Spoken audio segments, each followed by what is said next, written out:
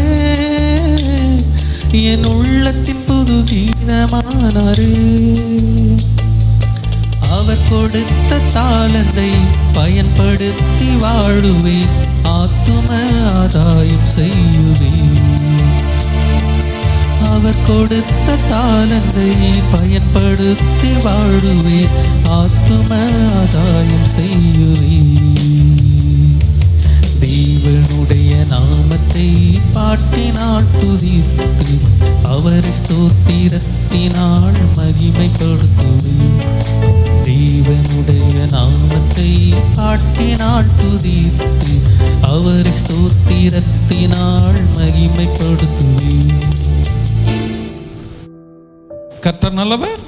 தொடர்ந்து இந்த நாளிலும் வந்து கலந்து கொண்ட உங்கள் ஒவ்வொருவரையும் உயிர்த்தெழுந்த இயேசுவின் நல் நாமத்தினாலே வாழ்த்தி ஆசீர்வதிக்கிறேன். கர்த்தர் தாமே உங்கள் ஒவ்வொருவரையும் ஆசீர்வதித்து காத்துக்கொள்வாராக. அல்லேலூயா. அதே போன்று இந்த நேரலையிலே பார்க்க போகிற உங்களையும் நான் ஆசீர்வதிக்கிறேன். கர்த்தர் உங்களையும் ஆசீர்வதித்து காத்துக்கொள்வாராக. கர்த்தர் நல்லவர். தொடர்ந்து நம்முடைய வருஷத்துடைய வாக்குத்தத்த வசனமாகிய பிரசங்கி 2:26 வாசிப்போம். தேவன் தமது பார்வைக்கு நல்லவனாய் இருக்கிறவனுக்கு ஞானத்தையும் அறிவையும் இன்பத்தையும் கொடுக்கிறார். ஞானத்தை குறித்து பார்த்து கொண்டு வரோம். அறிவும் இன்பமும் இருக்குது. அதை நாம் சூழ்நிலைக்கு ஏற்றார் மாதிரி நாம் பார்க்கலாம். ஆகினால் அவர் ஞானத்தை நமக்கு கொடுக்கக்கூடியவர். நான் கடந்த வாரத்தில் சொன்ன மாதிரி, எவ்வளவு நமக்கு பொருள்கள், எவ்வளவு ஆஸ்திகள், எவ்வளவு செல்வாக்குகள் இருந்தாலும் ஞானம் நமக்கு இல்லை என்று சொன்னால் அதை எப்படி பயன்படுத்துவது என்று நமக்கு தெரியாது. அது ஒன்றுக்குமே உதவாமல் போய்விடும். ஆனால் கொஞ்சமாய் இருந்தாலும் அதை ஞானமாய் நாம் பயன்படுத்துவோம் என்றால் அதில் மீதியான துணிக்கைகள் எடுக்க கர்த்தர் நமக்கு உதவி செய்வார். அந்த ஞானம், அப்ப ஞானம் எங்கிருந்து தான் வர வேண்டும்? கர்த்தரிடத்திலிருந்து தான் வர வேண்டும். அது அடிக்கடி உங்களுக்கு நான் சொல்லிக்கொண்டே வருகிறேன். ஞானத்தை கர்த்தர் தான் கொடுக்க வேண்டும். புத்தி நம்முடைய அனுபவத்தின் மூலம் கற்றுக்கொள்வது, புத்தியும் கர்த்தர் கொடுக்கிறார். ஆனால் அனுபவத்தின் மூலம்தான் நாம் அதிகமாய் புத்திகளை என்ன செய்ய முடியும்? கற்றுக்கொள்ள முடியும். அறிவு என்பது நாம் அநேக நல்ல புஸ்தகங்களை வாசிப்பதன் மூலம் நல்ல காரியங்களையும், கெட்ட புஸ்தகங்களை வாசிக்கிறதுனால் கெட்ட அறிவுகளையும் நாம் என்ன செய்ய முடியும்? பெற்றுக்கொள்ள முடியும். எதுவாக இருந்தாலும் அறிவை நாம் வாசிப்பதின் மூலம், இல்லாவிட்டால் சில காரியங்களை கேட்பதன் மூலம் நாம் பெற்றுக்கொள்ள முடியும். புத்தி என்பது அனுபவத்தில் வரக்கூடியது. ஞானம் என்பது கர்த்தர் கொடுக்கக்கூடியது. அல்லேலூயா. அதை வேற யாரும் கொடுக்கவே, அறிவையும் புத்தியும் கூட கொடுத்துருவாங்க. ஆனால் ஞானத்தை கர்த்தர் ஒருவர் தான் நமக்கு கொடுக்க முடியும். இந்த வருடம் முழுவதும் அதை குறித்தான் தியானித்து கொண்டு வருகிறோம். 9 மாதங்கள் அதை குறித்து தியானித்து இருக்கிறோம். நிச்சயமாகவே கர்த்தர் உன்னை என்னை ஒரு ஞானவானாய் மாற்றுவார். அல்லேலூயா. நம்ம விசுவாசிப்போம். ஏன்னா நம்ம பேர் என்ன? விசுவாசி. ஆமாம், முன்னாடி ஒன்று சொன்னேன்னு நினைக்கிறேன்.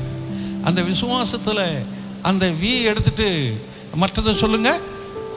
சுவாசி. சுவாசி என்றால் என்ன?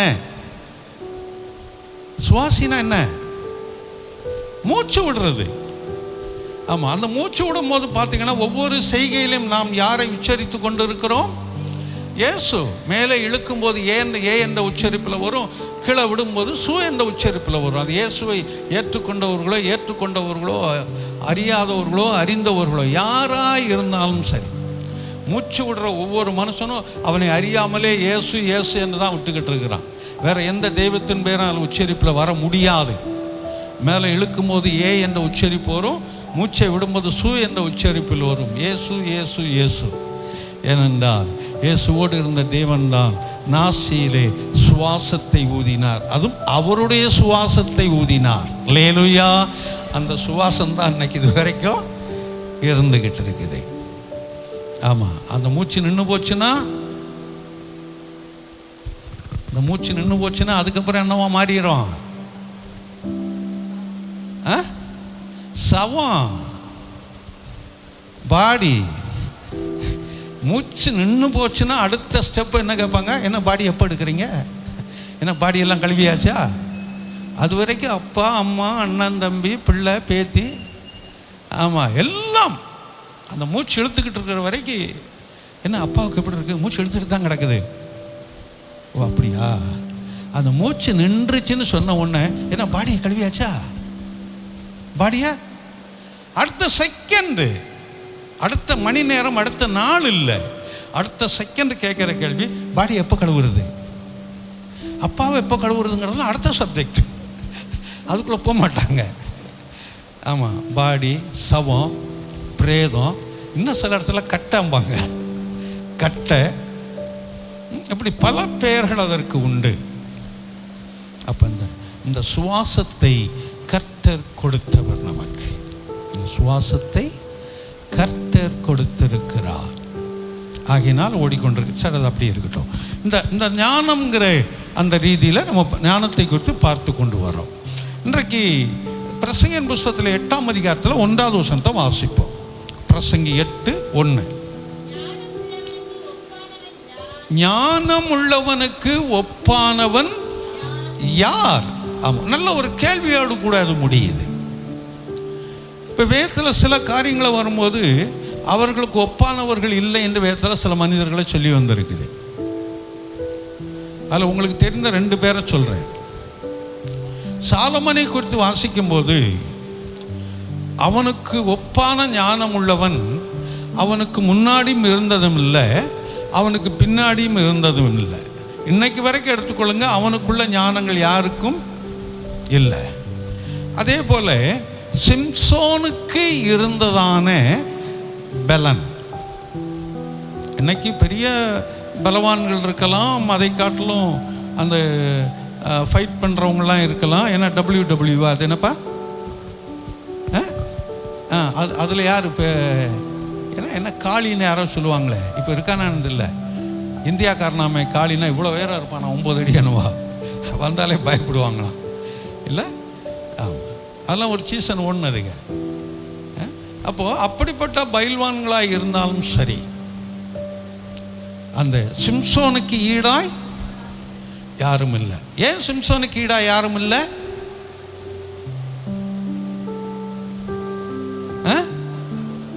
என்ன பலன்? சிம்சோனை குறித்து ஏன் நம்ம அவ்வளோ பிரபலமாக சொல்கிறோம்னா, எதிர்த்து வந்த சிங்கத்தை ஒரு ஆட்டை கிழிச்சோம். நம்ம ஆட்டவே கிழிக்க முடியல, பின்ன சிங்கத்தை எங்கே கிழிக்கிறது? ஆட்டு வாயை பிடிச்சி கிழிக்க முடியல, சிங்கத்து வாயை எங்கே கிழிக்கிறது இல்லை? ஆமாம், சிங்கத்தை அவன் 2ஆய் கிழித்து போன, வாயை பிடிச்சி 2ஆக கிழிச்சான்னு வேதத்தில் வாசிக்க. அந்த அளவுக்கு அவன் பலன் உள்ளவன். 3000 பேர் தங்கி இருந்ததான ஒரு பெரிய ஆடிட்டோரியம், அது 2 தூண்களில் தான் தங்கிக்கிட்டு இருந்திருக்குது, அதை தாங்கிக்கிட்டு இருந்திருக்கு. அந்த 2 தூண்களையும் அவன் தள்ளினான். அவன் உயிரோடு இருக்கும்போது அவன் சாகடித்தவர்களை காட்டிலும் இவன் சாகும்போது சாகடித்தவர்கள் அதிகம். அப்படி தான் வேதம் சொல்லுது. அப்போ அவனுக்கு ஒப்பானவன் யாருமே வேதத்தில் இல்லை. இன்னும் சில பேர் இருக்கிறாங்க வேதத்தில். ஆமாம், ஓடக்கூடியது வெளிமானுடைய அந்த ஓட்டத்தை போல் இருக்கிறது. அவனுக்கு ஈடாய் ஓடக்கூடியவன் ஒருவனும் இல்லைன்னு வேதத்தில் வாசிக்கிறோம். இவனுக்கு ஈடாய் கல்லறியக்கூடியவன் ஒருவனும் இல்லைன்னு வாசிக்கிறோம். இப்படி சிலரை குறிப்பிட்டு அங்கே சொல்லி இருக்குது. அப்போ இங்கே வரும்போது இந்த 8:1 என்ன வாசிக்கிறோம்? ஞானம் உள்ளவனுக்கு ஒப்பானவன் யார்? அல்லேலூயா. அப்போ கர்த்தர் நமக்கு ஞானத்தை கொடுத்திருக்கிறார். அது நம்முடைய குடும்ப வேலைகளை செய்வதற்கும் ஞானம் வேணும். சமையல் வேலை தானே நம்ம அசால்ட்டாக சொல்ல முடியாது. சமையல் வேலை செய்வதற்கு என்ன, அதுதான் சமையல் கலை அப்படின்னு சொல்லி வச்சிருக்கிறாங்க. சமையல் கலைன்னு சொல்லி. ஆமாம், சமயத்தில் ஒரு பிள்ளைகிட்ட போய் கேட்டேன், வீட்டில் சமைக்கிறது யாருமா அண்ணன்? நான் தான் சமைக்கிறேன். அப்படியா சொல்கிற? ஆமாம்மா, கற்றுக்கிட்டேன், நான் தான் சமைக்கிறேன். சரி, சந்தோஷம், அப்படியே செய் அப்படின்னு சொல்லி நான் சொன்னேன். ஏன்னா சமைக்க தெரியாத பிள்ளை, அதனால் கேட்டு நான் தெரிஞ்சுக்கிட்டேன். சமைக்க தெரிஞ்ச நல்லது. அப்போ அது ஒரு கலை. சமையலுங்கிறது என்ன? ஒரு கலை. அது சமயத்தில் அந்த SS பிரியாணி பிரபலம் எல்லா இடத்துலையும் இருக்கிறது. அதே பிரச்சனையில் ஓடிக்கிட்டு இருக்குது. அப்பு பிரியாணி நிறையா ஓடுறது, அதுவும் பிரச்சனை. அது என்ன பிரச்சனை நமக்கு தெரியாது. சில வேளை கமிஷன் கொடுக்கலான்னு சொல்லி வேணும்னு போய் அதிகாரிகள் பண்ணாலும் பண்ணியிருக்கலாம். ஏற்கனவே சுத்தம் இல்லைன்னு சொல்கிறாங்க. சரி, ஏதோ ஒன்று. அதனால் அதை எப்படி நம்ம சுத்தமாக வைக்கணும், எப்படி பராமரிக்கணும் அப்படிங்கிறது நமக்கு தெரிஞ்சிருக்கணும். ஒரு இடத்துல ஒரு அம்மா மீன் கழுவிக்கிட்டு இருந்தாங்க. அந்த மீனை எடுத்து கழுவிட்டு அப்படி மோந்து பார்ப்பாங்க, திரும்ப போட்டு தண்ணியில் கழுவுவாங்க. எத்தனை தடவை கழுவுனா அந்த மீனில் இருக்கிற அந்த வாசனை போகும்? போகாதா? போகாது. டெட்டால் ஊற்றுனா போயிடும்ல, ஏன் பினாயில் ஊற்றுனா இன்னும் உடனே போயிடும். அதுக்கு ஒரு வயதான அம்மா அதை கழுவும் போது எத்தனை தடவை கழுவுச்சுன்னு தெரியல. ஏன்னா நான் மேலே இருந்தால் பார்த்துக்கிட்டு இருந்தேன், கீழே தான் கழுவிக்கிட்டு இருந்தாங்க. இங்கே நம்ம காம்பவுண்டில் தான் கழுவிக்கிட்டு இருந்தாங்க, நான் மேலே தான் இன்னும் பார்த்துக்கிட்டு இருந்தேன். யாருன்னு உங்களுக்கு தெரிஞ்சிருக்கும். சரி, அதோடு நான் முடிச்சுக்கிறேன். எத்தனை தடவை கழுவுனாங்கன்னு தெரியாது, எடுத்து மோந்து பார்த்துக்கிட்டு இருந்தாங்க. ஆனால் ஒரு பழமொழி சொல்லுவாங்க, மீன் கழுவாமல் சமைச்சா போச்சு, அதாவது மீனை அதாவது கறியை அதிகமாக கழுவுனாலும் போச்சு, மீனை கழுவாமல் இருந்தாலும் போச்சுமாங்க. கறியை ரொம்ப கழுவுனா என்ன ஆகும்? நாங்களாம் கறியை எடுக்கிறது இல்லைன்றீங்களா? இறைச்சி அப்படி சொல்கிறேன், இல்லை மட்டன். நம்ம ரோட்டில் கூட மட்டன்லாம் நடக்குதான். நம்ம ஜானும் சந்திரன்லாம் சொல்லுவாங்க, போகும்போது இந்த மட்டன் போகுது பாருமாங்க.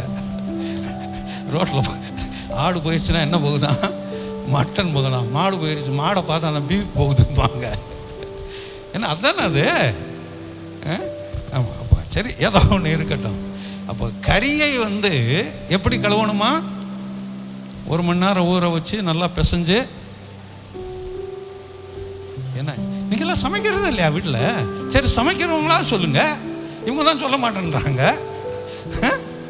எப்படி கழுவுறது கறியை? எங்களுக்கு அதெல்லாம் தெரியாது, வாங்குவோம், செய்கிறோம், கழுவ வச்ச அவ்வளோதான் தெரியும். கறியை லேசாக கழுவுனா அதிகமாக கழுவக்கூடாது. கழுவுனா அதில் இருக்க கொழுப்பு தன்மைகள் போயிடும், அந்த டேஸ்ட்டுகள் இருக்காது. மீனை நல்லா கழுவலை அப்படின்னு சொன்னால் அந்த கவுச்சி தன்மை குழம்புல சாப்பிட முடியாது. ஏன்னா அதுக்கு தான் அது ஒரு சமையல் கலைஞர்னு சொல்கிறாங்க, கலை. ஆமாம், இதெல்லாம் கற்றுக் கொடுக்க வேண்டியது இருக்குது. எதாவது முன்னாடி நின்று கற்றுக் கொடுக்கறனே தெரியல பாருங்க, இதெல்லாம் கற்றுக் கொடுக்க வேண்டியது இருக்குது. சரி, ரைட், கற்றுக்கங்க. அப்போது இங்கே வரும்போது ஞானம் உள்ளவன், கர்த்தர் நமக்கு எந்த வேலைகளை கொடுத்திருக்கிறார், நம்முடைய வேலையில் நம்ம எப்படி இருக்கணும்? ஞானம் உள்ளவர்களாக இருக்க வேண்டும். நமக்கு கர்த்தர் ஒரு தொழிலை கொடுத்திருப்பார், அந்த தொழிலில் நம்ம எப்படி இருக்கணும்? ஞானமாக இருக்கணும். ஊழியத்தை கர்த்தர் கொடுக்கிறார். நம்ம ஒவ்வொருவருக்கும் ஊழியங்கள் உண்டு. நமக்கு கர்த்தர் செய்த நன்மைகளை மற்றவர்களுக்கு என்ன செய்வோம்? எடுத்து சொல்லுவோம். அதுதான் ஊழியம். அது அங்கே கிரியை செய்ய ஆரம்பிக்கும். நமக்கு கர்த்தர் என்ன நன்மைகளை செய்தார், அங்கே செய்தார், இங்கே செய்தார்லாம் சொல்லுவோம். நமக்கு என்ன நன்மை செய்தார் அதை மற்றவர்களுக்கு சொல்லுவோம். அது அவர்களுக்குள்ள என்ன செய்ய ஆரம்பிக்கும்? கிரியை செய்ய ஆரம்பிக்கும். இதற்கு ஞானங்கள் தேவை, இதற்கு ஞானம் தேவை. ஆமாம், அப்போ நம்ம படிக்கிறதுக்கு நமக்கு என்ன வேணும்? ஆமாம், கொரோனா வேணும்னு சொல்லிடக்கூடாது. கொரோனா வந்துருச்சுன்னா படிக்காமலே பாஸ்போர்ட் போய்கிட்டே இருப்பாங்க. ஆமாம், ஆனால் படிக்கிறதுக்கு என்ன வேணும்? ஆமாம், அந்த ஞானத்தை ஞானமாய் பயன்படுத்த கற்றுக்கொள்ள வேண்டும். இன்னைக்கு நல்ல ஞானம் உள்ளவர்கள் இருக்கிறார்கள், ஆனால் அவர்களுடைய பயன்பாடெல்லாம் எப்படி இருக்குன்னு பார்த்தீங்கன்னா வீணாக இருக்கும், இல்லைன்னா அது எதிரடையாக இருக்கும் நமக்கு. அப்போ அந்த ஞானத்தை நாம் என்ன செய்ய வேண்டும்? ஞானமாய் செயல்படுத்த கற்றுக்கொள்ள வேண்டும். லேலுயா. அதனால இங்க சொல்றாரு அந்த முதல் வரியிலேயே, ஞானம் உள்ளவனுக்கு ஒப்பானவன் யார்? அப்போ அவனுக்கு ஈடானவன் யாருமே இல்லப்பா. நீ உலகத்தில் எந்த மனிதர்களை எடுத்துக்கொண்டாலும், எந்த நபர்களை எடுத்துக்கொண்டாலும் அவனுக்கு ஒப்பானவன் யாருமே இல்லை என்று அங்கே கர்த்தர் சொல்லுகிறார். எங்கள் வேதத்தில் லூக்கா ஒரு டாக்டர் அப்படின்னு வாசிக்கிறோம். அதோடு மாத்திரம் இல்லை, லூக்கா நல்ல ஒரு ஓவியனா, நல்ல ஒரு ஆர்டிஸ்ட். இந்த அப்போஸ்தலர் நடபடிக்கை எழுதினது லூக்கா. 4 சுவிசேஷ புஸ்தகங்களில் அந்த லூக்கா சுவிசேஷத்தை எழுதினது லூக்கா. ஆனால் அந்த லூக்கா இயேசுவானவருடைய நேரடி சீசன் இல்லை. 70 சீசர்களுக்கு மேலே இருந்தாங்க, அதில் ஒரு சீசனும் இல்லை. 12 சீசர்கள் இருந்தாங்க, அந்த சீசனும் இல்லை. அவன் தான் அங்கே அந்த 2 புஸ்தகங்களை எழுதியிருக்கிறான். 2 புஸ்தகங்களும் பார்த்தீங்கன்னா, இந்த 4 சுவிசேஷங்களும் பார்த்தீங்கன்னா ஒவ்வொரு விதத்தில் எழுதியிருப்பாங்க. இல்லை, இந்த லூக்கா சுவிசேஷம் மிகவும் கருத்தாளமிக்கதான காரியங்கள் இருக்கும். சில அந்த விஞ்ஞான சம்பந்தப்பட்ட காரியங்களை சேர்த்து எழுதியிருப்பான். ஏன்னா அவன் டாக்டர், அது ஏன்னா அவன் ஒரு மருத்துவன் அந்த நாளில். அப்போ மருத்துவனை பக்கத்தில் வைக்கல, ஆனால் மீன் பிடிச்சு படிப்பறிவில்லாது இருந்ததான பேதுருவை பக்கத்தில் வச்சிருந்தாரு.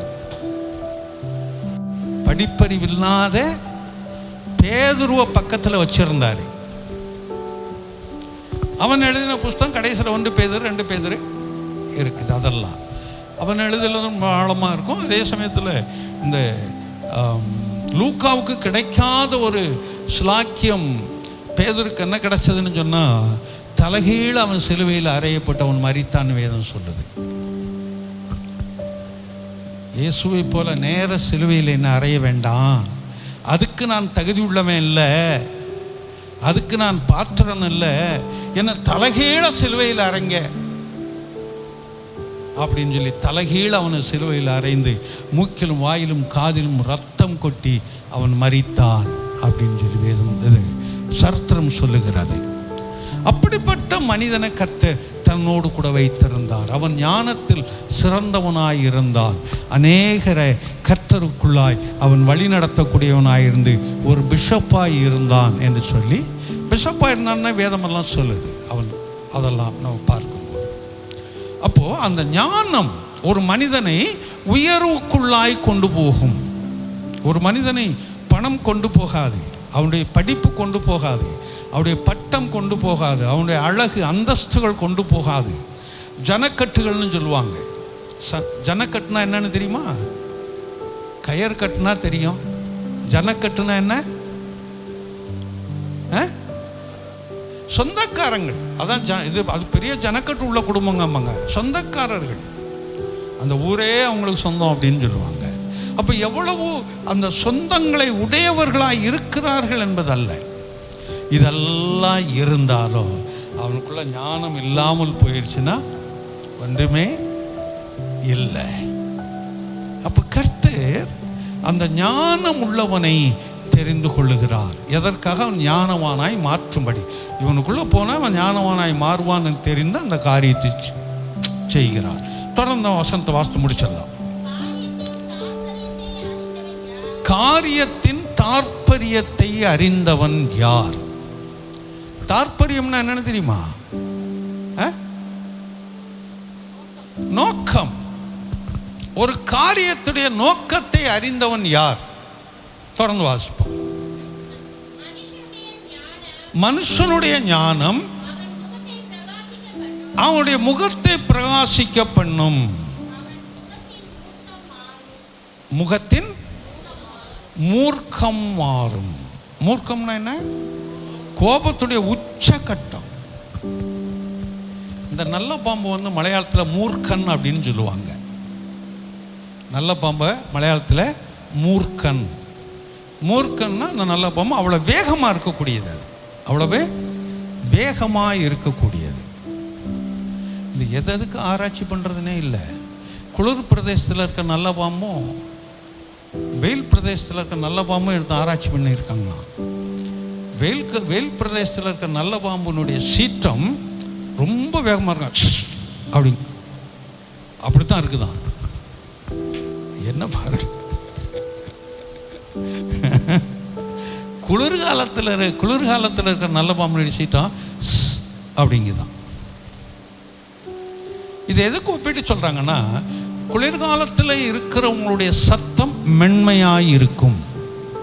குளிர் பிரதேசங்களில் இருக்கக்கூடியவருடைய சத்தம் மென்மையாய் இருக்கும். வெப்ப மண்டலத்தில் இருக்கக்கூடிய சத்தம் இந்த முரட்டு சத்தம்னு சொல்றாங்க. என்ன பண்ற, சாப்பிட்டியா, எங்க போன, அந்த முரட்டு சத்தம்னு சொல்றாங்கல்ல, அந்த மாதிரி இருக்கும்னு சொல்றாங்க. அதுதான் உண்மை. அப்போ இங்கே வரும்போது அந்த மனிதனுடைய ஞானம், மனிதன்னா இது எழுத்தின்படி மனிதனுடைய ஞானம் அல்ல, மேலே அந்த ஞானம் உள்ளவனை கர்த்தர் தேடுகிறார். மனிதனுக்கு ஞானத்தை கொடுக்கிறார். அந்த ஞானம் என்ன செய்தா? இங்க மனிதனை முகத்தை பிரகாசிக்க பண்ணுகிறது. பிரகாசிக்க பண்ணுறதுனா இன்னைக்கு தான் நிறையா எல்இடி சின்ன சின்ன கண்ணுக்கு தெரியாத பல்பெல்லாம் வந்துருச்சே. அப்போ ஒரு 4-5 பல்பு வாங்கி நம்ம நெத்திலையும் முகத்திலையும் போட்டு வச்சுக்கலாமா? அப்படி பல்பெல்லாம் உள்ளே எறியும், அது பாட்டுக்கு எரிஞ்சுக்கிட்டே இருக்கும். ஏன்னா இப்போ வெயிலுக்கெல்லாம் அந்த கோட்டிலேயே உள்ளே ஏசி வச்சுருக்காங்க. அந்த கோட்டை தூக்கி மாட்டிட்டோம்னா அது ஏசி மாதிரி உள்ளே இருந்துக்கிட்டே இருக்குமா. ஏன்னா உள்ள சின்ன ஃபேனுகள் இருக்குமா. அந்த ஃபேன் உள்ளே ஓடுறதுனால அது அந்த அந்த வேர்வைங்கிறது ஒன்றுமே தெரியாதான். அந்த மாதிரி பிரகாசிக்குதுங்கிறத இங்கே சொல்ல வரல. நம்ம எதில் வெக்கப்பட்டு போகிறோம் அந்த வெக்கத்தை மாற்றக்கூடியவர். எதில் சோர்வடைஞ்சு இருக்கிறோம் அந்த சோர்வை மாற்றக்கூடியவர். இதுதான் அந்த பிரகாசம் என்பது. ஒரு மாற்றங்கள் நம்முடைய முகத்தில் தெரியும். அந்த மாற்றம் ரொம்ப நாளைக்கு முன்னாடி நம்ம சபையில் இருந்த ஒருத்தர், ரொம்ப வருஷங்களுக்கு முன்னாடி ராமாவரத்தில், அப்போ நான் ராமாவரத்தில் தான் தங்கியிருந்தோம். ஒரு கடையில் சாப்பிட்றதுக்காக காலையில் போனேன். பொதுவாக அந்த பழக்கம் இல்லை, அன்னைக்குன்னு போனேன். அவர் சாப்பிட்டு வெளியே வர்றார். வெளியே இருந்தோடனே என்ன பண்ணுறதுன்னா, சாப்பிட்லான்னு வந்தேன் அப்படின்னா, சரி நீங்கள் போங்க நான் காசு கொடுத்துக்கிறேன் அப்படின்னா, இல்லையா நான் எனக்கு கொடுத்துட்டு போயிருந்தேன். அவர் கொடுத்துட்டு போயிட்டார். திரும்ப ஒரு 2-3 வாரம் கழிச்சு நம்ம சபையை வந்து நின்னவங்க, அவங்க தொடர்ந்து வர்றவங்க கிடையாது, நின்னவங்க. கொஞ்ச நாள் கழித்து ஒரு 2-3 வாரம் கழித்து வந்து கையில் ஒரு காசு கொடுத்தாரு. அதில் 18 ரூபாயோ 20 ரூபாய்க்குள்ளே இருந்து 18ஓ 19ஓ இருந்துச்சு கையில். அது எவ்வளோன்னு சரியாக எனக்கு ஞாபகம் இல்லை. நான் சொன்னேன், இது எனக்கு ஏன் தர்றீங்க, நீங்கள் எங்கே போகிறீங்களோ அங்கேயே போய் கொடுங்க, இது வேண்டாம் நீங்கள் வச்சுக்கங்க அப்படின்னு. அவர் சொன்னார், இல்லையா இது உங்களுக்கு சேர வேண்டிய காசு அப்படின்னார். இது உங்களுக்கு சேர வேண்டியது, எனக்கு சேர வேண்டியதுன்னு நீங்கள் என்ன கொடுக்குறீங்க, ஒன்றும் இல்லையான்னு சொன்னேன். இல்லை அன்றைக்கி அந்த கடையில் பார்த்தேன்ல உங்களை ஹோட்டலில். ஆமாம், நான் கொஞ்சம் வண்டியில் வந்து மண் வச்சுருந்தேன். அது காலையிலேருந்து சுற்றிக்கிட்டு இருக்கேன், அது விலையே போகலை, யாரும் வாங்கலை அந்த மண்ணை. சரி உங்களை பார்த்துட்டு நான் இறங்கும்போதே, சரி பாஸ்டையா பார்த்துட்டோம், இந்த மண் இன்னைக்கு எப்படியும் போயிடும் அப்படின்னு எனக்கு ஒரு விசுவாசம் வந்துச்சு. நான் போகிறேன், ஒருத்தர் வந்து விலை கேட்டுக்கிட்டு இருந்தார், அவருக்கு விற்றுட்டு நான் வண்டி எடுத்துகிட்டு வந்துட்டேன். அதனால் அந்த வித்தனுடைய தசமம் உங்களுக்கு தான் வரணும்னாரு. அது அவருடைய நம்பிக்கை. இந்த மூஞ்சியை பார்த்தா ஒரு விலை கேட்க போகிறான், அது வேற. அது அவருடைய விசுவாசம். அப்போ நான் சரி, இந்த மூஞ்சியை பார்த்து கூட ஒருத்தர் விசுவாசித்து அப்படி காரியத்தை பெற்றுக்கொள்றதுக்கு இருக்கிறாங்கன்னா பெரிய சந்தோஷம் நான் நினச்சிட்டேன். அந்த நாளில் நம்ம ஒவ்வொருத்தருடைய முகத்திலையும் கர்த்தர் ஒரு பிரகாசத்தை வைத்திருக்கிறார். அல்லேலூயா. மோசே மலையிலிருந்து இறங்கும்போது அப்படி முகத்தில் இருந்த பிரகாசத்தை பார்த்துட்டு ஜனங்க சொல்கிறாங்க, மோசே உன் முகத்தை நீ என்ன செய், மூடிக்கொள். உன் முகத்தை நாங்கள் பார்க்க முடியல. ஏன்னா தேவனோடு 40 நாள் அவன் உறவாடி விட்டு இரவும் பகலும் தேவனோடு இருந்து விட்டு அவன் கீழே இறங்கி வருகிறான். உன் முகத்தை நாங்கள் பார்க்க முடியலப்பா அப்படின்னு சொல்கிறாங்க. அப்போ தேவனோடு நாம் இணைந்து இருக்கும்போது நம்முடைய வாழ்க்கையில், ஒவ்வொருத்தருடைய வாழ்க்கையிலையும் நம்முடைய முகத்திற்கு ஒரு பிரகாசத்தை நம்முடைய தேவன் கொடுக்கக்கூடியவராய் இருக்கிறார். அல்லேலூயா. சிலர் கேட்கும்போது சொல்லலாம், என்ன முகம் கொஞ்சம் தெளிவாக இருக்கேன்னு சில வேளை கேட்கலாம், முகம் கொஞ்சம் பிரகாசமாக இருக்கேன்னு சில வேளை கேட்கலாம். இல்லை இந்த பிரச்சனை இருந்துச்சே, இந்த பிரச்சனை மாறிடுச்சுன்னு நினைக்கிறேன், கொஞ்சம் சந்தோஷமாக இருக்கிறீங்களே அப்படின்னு சொல்லி கேட்கலாம். ஏதோ ஒரு விதத்தில் நம்முடைய பிரச்சனைகளை மாற்றும்படியாய், நம்முடைய போராட்டங்களை மாற்றும்படியாய், நம்முடைய பலவீனங்களை மாற்றும்படியாய் அந்த ஞானத்தை கர்த்தர் நமக்கு கொடுத்திருக்கிறார். அதுதான் அந்த பிரகாசம் என்பது. நமக்கு அதுதான் பிரகாசம் என்பது. ஆமாம், அந்த பிரகாசம் வரும்போது மூர்க்கம் மாறுகிறது. கோபம் கொண்டாலும் கோபம் கொள்ளாமல் இருக்க முடியாது. மிருகங்களானாலும் சரி, மனிதர்களானாலும் சரி, மனிதனுக்கு கொடுக்கப்பட்ட இயல்பு, மிருகங்களுக்கு கொடுக்கப்பட்ட இயல்புல ஒன்று கோபம். ஆனால் அந்த கோபத்திற்கு நாம் அடிமையாய் இருக்கக்கூடாது. கோபத்திற்கு நாம் அடிமையாய் மாறிடக்கூடாது. கோபம் நமக்கு அடிமையாக இருக்கணும், அவ்வளோதான். சரி, இதில் வரும்போது இந்த மேலே உள்ள வரியை மட்டும் இப்போ எடுத்துக்கிறேன், அது திரும்ப வாசிங்க. மனுஷனுடைய ஞானம் அவருடைய முகத்தை பிரகாசிக்க பண்ணும். நம்முடைய முகத்திற்கு அவர் ஒரு பிரகாசத்தை கொடுக்கிறார். நமக்கு ஞானத்தை கொடுக்கிறார், ஒரு பிரகாசத்தை கொடுக்கிறார். இந்த பிரகாசம் எப்படி வரும், எதன் மூலம் வருங்கிறத ஒரு சில வசனம் உங்களுக்கு நான் கோடிட்டு சொல்கிறேன். 4ஆம் அதிகாரத்தை திருப்பிக் கொள்ளுங்க. பிரசங்கி 4ஆம் அதிகாரத்தில் 8வது வசனத்தை வாசிப்போம். ஒருவன் ஒண்டிக்காரனா என்னன்னு தெரியுமா? தனியாய் இருக்கிறான். ஒருவன் ஒண்டிக்காரனாய் இருக்கிறான். அவனுக்கு உடனாளினா நண்பர்கள் இல்லை, இல்லைன்னா அவனுக்கு உதவி செய்யறதுக்கு ஆட்கள் இல்லை. குறிப்பாய் உதவி செய்வதற்கு ஆட்கள் இல்லை. ஆமாம், அந்த ஒரு ஞானி ரோட்டில் நடந்து போகும்போது ஒரு மாட்டு வண்டி ஒன்று அப்படியே ஒரு சகதிக்குள்ளே மாட்டிக்கிட்டு அந்த வண்டி இழுக்க முடியாமல் அந்த மாடு கஷ்டப்பட்டு கொண்டு இருந்துருக்குது. இவன் ரோட்டில் நின்று போகிறவங்க வாரவங்களெல்லாம் கூப்பிட்டு கொஞ்சம் எனக்கு உதவி செய்யுங்க, எனக்கு உதவி செய்யுங்க அப்படின்னு சொல்லி கேட்டாங்க. இவங்க அந்த ஞானியோடு ஒரு சீசர்களும் சேர்ந்து போகும்போது ஞானியை பார்த்து சொன்னால் அவன் கத்திக்கிட்டு இருக்கிறான், உதவி செய்வான் அப்படின்னா பேசாமல் என் கூடவே வான்ட்டு போயிட்டாங்க. அந்த பக்கம் போனால் இன்னும் ஒரு மாட்டு வண்டிக்காரன் அதே மாதிரி சேரும் சகதியில் மாட்டிக்கிட்டு ரொம்ப கஷ்டப்பட்டுக்கிட்டு இருந்திருக்கிறான். அவன் இறங்கி தன்னால் முடிந்த அளவுக்கு அந்த அந்த மாட்டு வண்டியினுடைய சக்கரங்களை என்ன செய்திருக்கிறான், தூக்கி இருக்கிறான். அவனால் தூக்க முடியலை. ஞானி அங்கே பக்கத்தில் வந்தார், தன்னுடைய சீசர்களை பார்த்தாரு. வாங்க எல்லாம் சேர்ந்து அந்த டயரை தூக்கி விடுவோன்னு சொல்லி அந்த வீலை தூக்கி வச்சுட்டு அவனை போன்னு சொல்லி அவனை அனுப்பிச்சிட்டாங்க. இப்போ அந்த கூட வந்த அந்த சீசர்களுக்கு ஒன்றும் புரியலை, ஒன்றும் விளங்கலை. குருவே, நீங்கள் செய்கிறது எங்களுக்கு வினோதமாக இருக்குது. நம்ம வர்ற வழியில் ஒருத்தன் இதே மாதிரி மாட்டு வண்டியில் வந்தான், இதே மாதிரி சேது சகதியில் மாட்டிக்கிருச்சு. அவன் கத்திக்கிட்டு இருந்தான், உதவி கேட்டான், ஓலம் போட்டான். ஆனால் அவனுக்கு உதவி செய்யாமல் வந்துட்டோம். இந்த மனிதன் ஒரு உதவி கூட கேட்கல, ஆனால் இவனுக்கு உதவி செஞ்சோம், உதவி செய்ய சொன்னீங்க, நீங்களும் அதில் கை கொடுத்தீங்களே, காரணம் என்ன? அதுக்கு அவர் சொன்னாராம், இப்போ வந்தவனை பார்த்தா மற்றவங்களுடைய உதவியை மட்டும் எதிர்பார்த்துருந்தான். ரோட்டில் நின்று கத்திக்கிட்டு இருந்தான், எனக்கு உதவி செய்யுங்க உதவி செய்யுங்கன்னு சொல்லி. அவன் பிறர் கையை எதிர்பார்த்து வாழக்கூடியவன். அவனுக்கு நம்ம செய்யணுங்கிற அவசியம் இல்லை. ஆனால் இவன் அப்படி இல்லை. இவன் தனிப்பட்ட ரீதியில் தனிமையில் இருந்து தன்னால் முடியுமான முயற்சி செஞ்சு பார்க்குறான். அந்த குதிரை அந்த மாட்டு வண்டியை எப்படியாவது மேலே ஏற்றிட மாட்டோமான்னு இவன் முயற்சி செய்கிறான். நம்மளை கூப்பிடலை, அதனால் இவனுக்கு உதவி செஞ்சோம். இவன் தன்னுடைய கையை நம்பி இருக்கிறான். இப்படிப்பட்டவர்களுக்குத்தான் நாம் உதவி செய்ய வேண்டும் என்று அந்த ஞானி சொன்னார். இதுதான் உண்மை.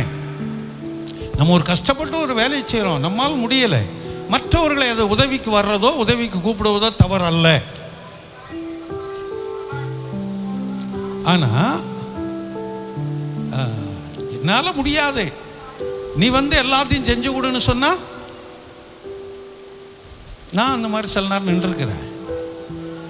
ஒரு தடவை இப்போ இல்லை, சில வருஷங்களுக்கு முன்னாடி ராமச்சந்திரா கிட்ட வரும்போது ஒரு பைக்காரன் என்னை தட்டிட்டான். அங்கே கூடப்பாக்கம் சர்ச்சுக்கு போயிட்டு வரும்போது தான் ஒரு வண்டி வருதுன்னு ஓரம் கட்டினேன். ஓரம் அவனுக்கு இடம் கொடுத்தேன், கரெக்டாக அந்த கேட்டுக்கு முன்னாடியே அவனுக்கு இடம் கொடுத்தேன். அந்த வண்டி போயிட்டான். அதில் ஒரு பைக்காரன் தானே கீழே என்ன சாச்சி விட்டான். ஒரு 1:30-2 மணி இருக்கும். நான் கீழே விழுந்த உடனே சுவிட்ச் ஆஃப் பண்ணிட்டு நான் எந்திரிச்சு நின்றுக்கிட்டேன். நான் என்ன செய்வேன்?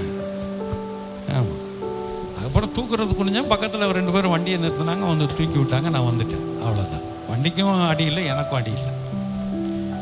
இப்போ ஒரு 4-5 மாதத்துக்கு முன்னாடி இந்த ராயல் நகரில் வரும்போது ஒரு கடைக்கிட்ட நிறுத்தினேன். வண்டி சாஞ்சிருச்சு.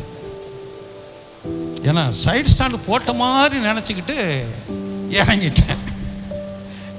அது வண்டி ஓட்டுறவங்களுக்கு தெரியும், சைடு ஸ்டாண்டு மாதிரி போட்டால் என்ன ஆகுன்னு.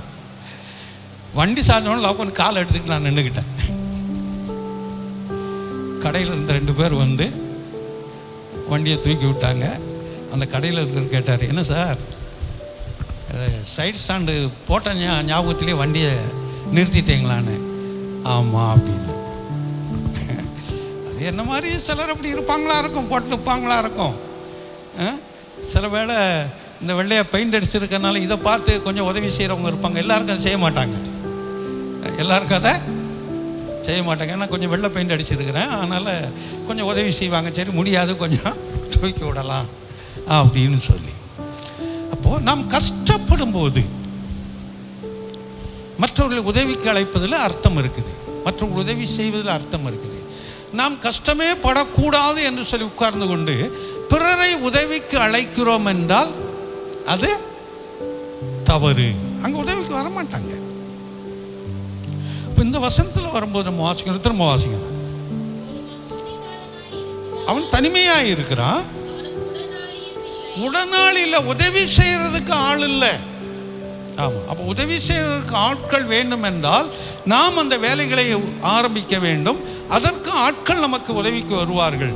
நாம் உட்கார்ந்துக்கிட்டு அவங்களே வந்து செய்யட்டோம்னு சொன்னால் நிச்சயமாக இது வராது. ஆமாம், அதான் சொல்லுவாங்க, முன்கை நீண்டாதான் முழங்கை நீளம். அது வேறு ஒன்றுக்கு சொன்ன பழமொழி, அது இதற்கும் வரும். சரி, இருக்கட்டும், தொடர்ந்து வாசிப்பாங்க. இல்லை, அப்படி இருந்தும் அவன் படும் பிரயாசத்திற்கு முடிவில்லை. 4:8 தானம்மா? சரி,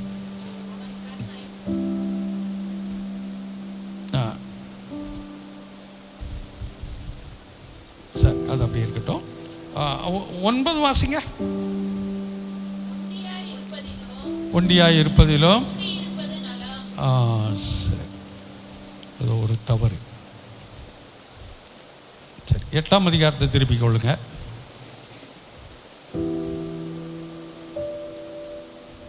8ஆம் அதிகாரத்தில் இப்போ அந்த 2வது வசனத்தை வாசிக்கலாம். ராஜாவின் கட்டளையை கை கொண்டு நட என்று நான் உனக்கு எச்சரிக்கிறேன். யாருக்கு எச்சரிக்கிறாரா? ராஜாவின் கட்டளையை கை கொண்டு நட. இதை எழுதினது யார்?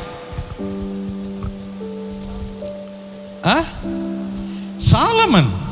சாலமன் யார்? சாலமன் வரலைங்கிறீங்களா? அவன் ராஜா. அவன் தாவீதுக்கு மகனாக இருக்கிறான். அவன் தான் ஞானவான். இந்த புஸ்தகத்தை எழுதுனது அவன் தான். நிறைய ஞானத்துக்கு தான் எழுதி வருவான். நீதிமொழிகளில் கடைசி ஒரு 4 அதிகாரத்துக்கு முன்னாடி எல்லாம் சாலமன் எழுதினது. மற்றது வேறால் லேமுவேல் அப்படின்னு சொல்லி ஒன்று எழுதியிருக்கணும். இங்கே வரும்போது இந்த 1வது வசனத்தில் இந்த காரியத்தின் தாற்பயத்தை குறித்து சொல்லி முகத்தை பிரகாசிக்க பண்ணுவேன் அப்படின்னு சொல்கிறாரு.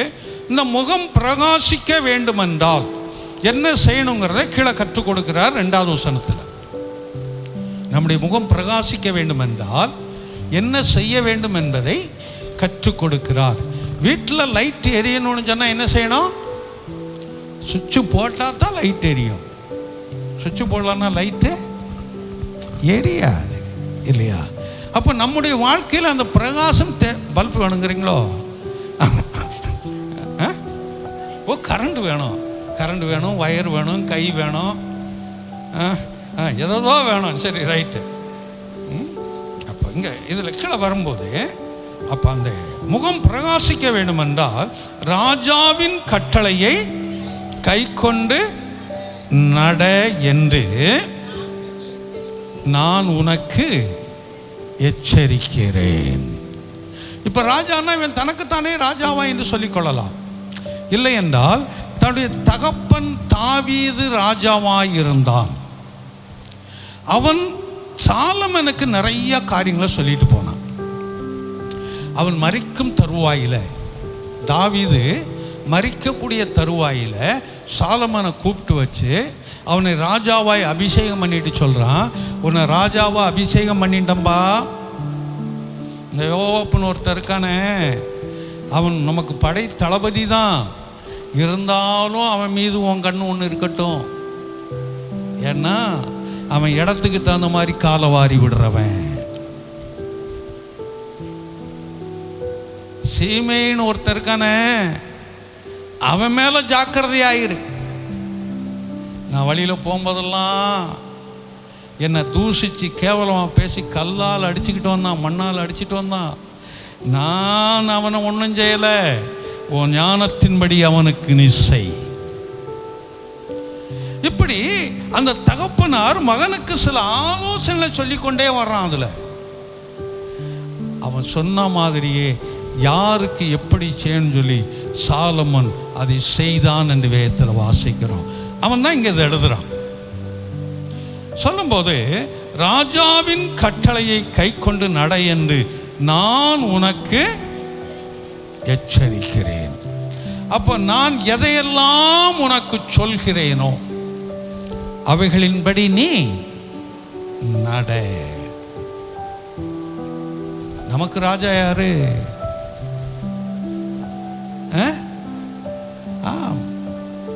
நீதியின் ராஜா என்று இயேசுவை குறித்து நம்ம வாசிக்கிறோம். யூதர்களின் ராஜா என்று நம்ம பார்க்கிறோம். அவர் நமக்கு எழுதி கொடுத்த காரியங்களை நம்ம பார்ப்போம். அது பாரமானது அல்ல.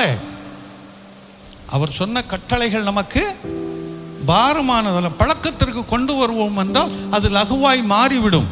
பழக்கத்திற்கு வர்ற வரைக்கும் அது சற்று கடினமாய் தெரியும். நான் சொல்ற வேத வசனம், அவருடைய வேத வசனங்கள் நமக்கு பாரமானவைகள் அல்லவே அப்படின்னு சொல்லியிருக்கு. பாரம்னா கடினமானது, இதெல்லாம் செய்ய முடியாதுங்கிறதுல செய்ய முடியும். அதை நாம் கொஞ்சம் பக்குவப்படுத்த வேண்டும். அப்போ நமக்கு அவர் தேவனாய் இருக்கிறார், அதன்படி நம்ம செய்வோம் இல்லையா? அடுத்த வரியில் வரும்போது நீ தேவனுக்கு இட்ட ஆணையின்படியே இதை செய்.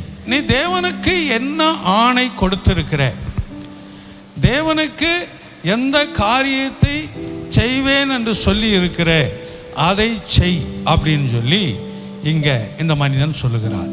அப்போ நம்முடைய முகம் பிரகாசிக்க வேண்டும் என்றால் நம்ம செய்ய வேண்டியது என்ன?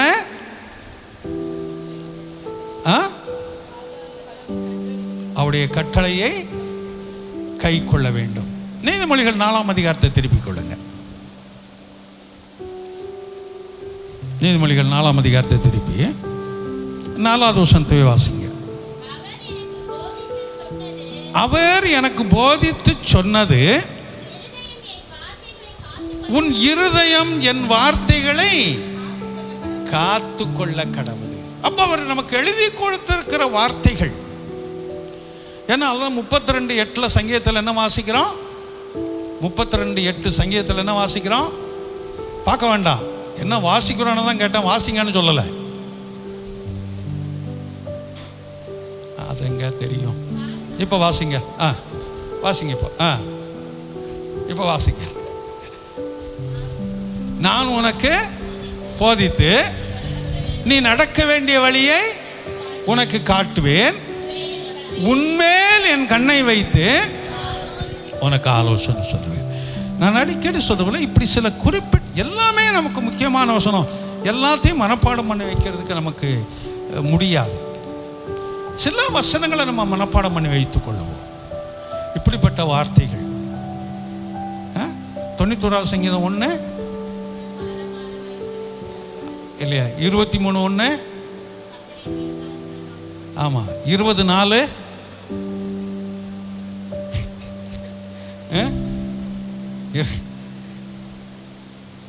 அவர் மன விருப்பத்தின்படி உமக்கு தந்தரளி. ஆமா, துவைக்க விட்டா போதும், நாங்கள் முடிச்சிடுவோம். ஸ்டார்டிங் ட்ரபிள் இதெல்லாம் என்ன? Starting trouble. தொடங்கி விட்டா நாங்கள் முடிச்சிடுவோம். ஏசாயா 40:29, சோர்ந்து போகிறவனுக்கு 41:10, பயப்படாதே. வலது கருத்து. நமக்கெல்லாம் ஸ்டார்டிங் ட்ரபிள் வேற ஒன்றும் கிடையாது.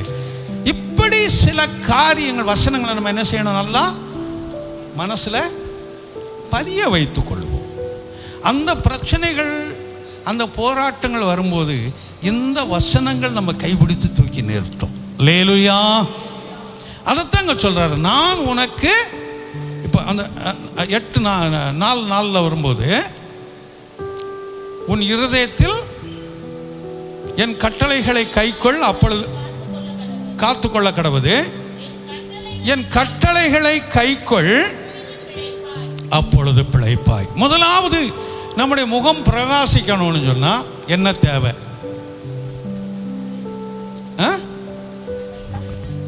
சரி, நம்ம சாப்பிடணும்னா என்ன தேவை?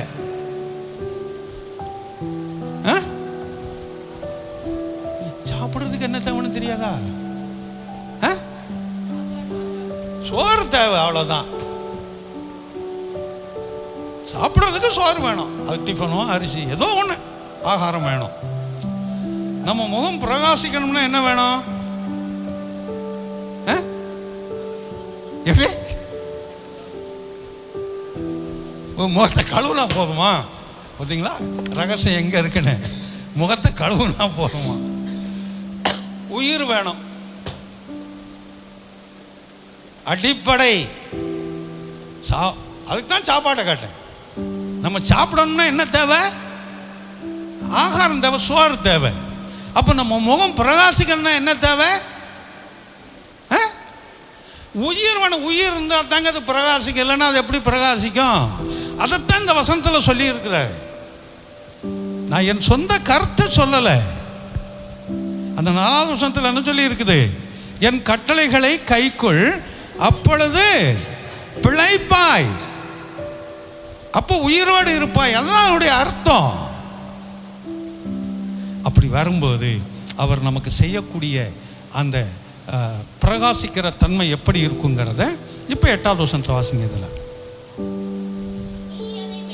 மேன்மைப்படுத்து. அல்லேலூயா. கர்த்தர் நல்லவர். நீ எதை மேன்மைப்படுத்து? கர்த்தருடைய வார்த்தையை மேன்மைப்படுத்து. கர்த்தர் உனக்கு கொடுத்திருக்கிற ஞானத்தை மேன்மைப்படுத்து. இதெல்லாம் கர்த்தரால் தாங்க வந்துச்சு. எனக்கு என்னுடைய சம்பாத்தியம் கர்த்தரால் வந்துச்சுங்க. எனக்குள்ள பலன் கர்த்தரால் வந்தது. நான் பாஸ் பண்ணது கர்த்தராவுடைய கிருபையினால் பாஸ் பண்ணேன். வேலைகள், தொழில் கர்த்தர் எனக்கு கொடுத்தது. என்னுடைய ஜீவன் கர்த்தர் கொடுத்தது. இப்படி தேவனை நாம் என்ன செய்வோம்? மகிமைப்படுத்துவோம். அவருடைய வார்த்தைகளை நாம் மேன்மைப்படுத்துவோம். ஏன்னா சில ரதங்களை குறித்தும் நாங்களோ, அதில் அந்த நாங்களோங்கிறது முக்கியமான வார்த்தை. சிலர் அதை குறித்து மேன்மைப்பாட்டுறாங்க. நாங்களோ தேவனாகிய அவருடைய நாமத்தை குறித்தே மேன்மை பாராட்டுவோம். அப்போ அவரை நாம் மேன்மை பாராட்டும் போது அவர் நம்மை என்ன செய்கிறாரா? மேன்மையாக வைக்கிறார். அல்லேலூயா, அல்லேலூயா. மேன்மை என்றால் என்ன? நம்மை ஒரு உயர்வான நிலைமைக்கு கொண்டு வருவது. அதான் மேன்மை. நாம் இருக்கிற ஸ்டெப்பில் இருந்து மேலே ஒரு ஸ்டெப் போகிறது, அவ்வளோதான். 4 ஸ்டெப்போ 5 ஸ்டெப்போ 10 ஸ்டெப்போ அது வேறு. ஆனால் இருக்கிற நிலைமையை விட்டு மேலே போவது, கீழே போகாதபடி. அப்போ அவருடைய அந்த ஞானத்தை நாம் மேன்மைப்படுத்தும் போது, கர்த்தருடைய வார்த்தைகளை நாம் மேன்மைப்படுத்தும் போது, கர்த்தருடைய கட்டளைகளை, வசனங்களை நாம் மேன்மைப்படுத்தும் போது, அவர் உன்னையும் என்னையும் என்ன செய்யக்கூடியவராய் இருக்கிறார்? மேன்மைப்படுத்தக்கூடியவராய் இருக்கிறார். அந்த மேன்மை நிச்சயமாய் வரும். அந்த மேன்மை வரும்போது நமக்கு என்ன வரும் தெரியுமா? ஒரு சந்தோஷம் வரும், ஒரு மகிழ்ச்சி வரும். அது வரும்போது நம்ம முகத்தில் அந்த முகக்களை தெரியும். முகத்தில் ஒரு களை தெரியும். அதுக்காக ரோட்டில் இருக்கிற தோட்டத்துக்குள்ளே இருக்கிற களையெல்லாம் முகத்துக்கு வந்துருச்சான்னு கேட்டுறாதீங்க, அது வேறு இல்லை. அந்த களைன்னு சொல்லும்போது ஒரு அழகு, அது தானாய் நம்முடைய முகத்திற்கு ஏற்படக்கூடிய ஒன்று. இது எப்போ வரும்? தேவன் நம்மை மேன்மைப்படுத்தும் போது. அந்த மேன்மை எப்போ நமக்கு வரும்? நாம் அவரை மேன்மைப்படுத்தும் போது, அவருடைய வார்த்தைகளை மேன்மைப்படுத்தும் போது, அவர் கொடுத்த அந்த ஞானத்தை மேன்மைப்படுத்தும் போது, அந்த கட்டளைகளை நடக்கும் போது நம்மை மேன்மைப்படுத்தவ போதுமானவராகவே இருக்கிறார். அதனால் முதலாவது அவரை மேன்மைப்படுத்த கற்றுக்கொள்வோம். அவர் நமக்கு கொடுக்கிற மேன்மை நிமித்தம் நம்முடைய முகம் பிரகாசிக்கும். இதுதான் 8:1 வாசிக்கிறோம். பிரசங்கில 8:1 என்ன வாசிக்கிறோம்? மேல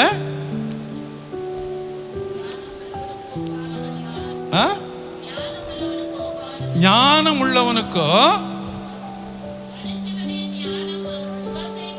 முகத்தை பிரகாசிக்கும். அப்ப நம்ம முகம் பிரகாசிக்கும், அதை அவர் செய்கிறார். பிரகாசிக்கணும். நம்ம செய்ய வேண்டிய வேலை என்ன? அவரை மேன்மைப்படுத்துவோம், அவருடைய வசனத்தை மேன்மைப்படுத்துவோம், அவர் கொடுத்த ஞானத்தை மேன்மைப்படுத்துவோம், அவரை கனப்படுத்துவோம், அவரை மேன்மைப்படுத்துவோம். நம்மை அவர் என்ன செய்வார்? மேன்மைப்படுத்துவார். அப்ப ஞானம் உள்ளவனை மேன்மைப்படுத்த ஒரு போதுமானவராய் இருக்கிறார். அந்த மேன்மை தான் இந்த இடத்துல பிரகாசமாய் மாறுகிறது. நிச்சயமாக அதை நமக்கு வாக்கிய பண்ணுவார். மற்றது வரக்கூடிய நாட்களில் பார்க்கலாம். அப்படி கண்களை மூடுவோம், கர்த்தரை நோக்கி பார்ப்போம்.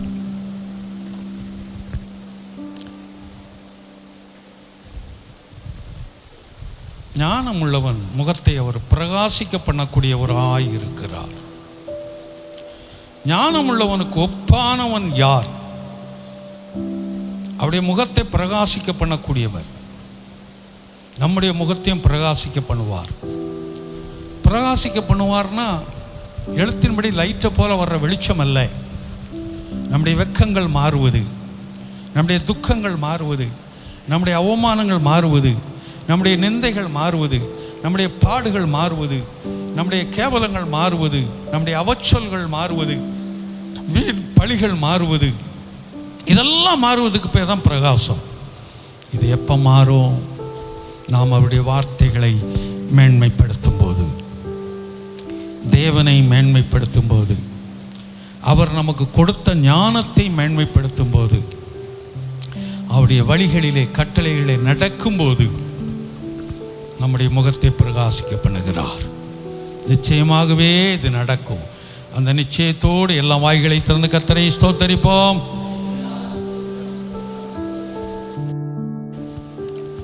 ஆமென். எல்லாம் சேர்ந்து சொல்லுவோம். என் ஆத்துமாவே கர்த்தரை ஸ்தோத்தரி, என் முழு உள்ளமே பரிசுத்த நாமத்தை ஸ்தோத்தரி.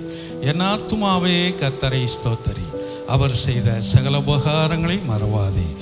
ஆமென். நம்முடைய கர்த்தராகிய இயேசு கிறிஸ்துவின் கிருபையும் பிதாவாகிய தேவனுடைய அன்பும் பரிசுத்த ஆவியானுடைய ஆலோசனை வழிநடத்தலும் சமாதானம் நம் அனைவரோடு கூட, வர தடைப்பட்ட கர்த்தருடைய பிள்ளைகளோடு கூட, வேலைகள் தொழில்கள் படிப்போடு கூட, பயணங்களோடு கூட இன்றும் என்ன சதா காலங்கள் நிலைத்திருப்பதாக. ஆமென். அல்லேலூயா, அல்லேலூயா. கர்த்தர் தாமே உங்களை ஆசீர்வதிப்பாராக.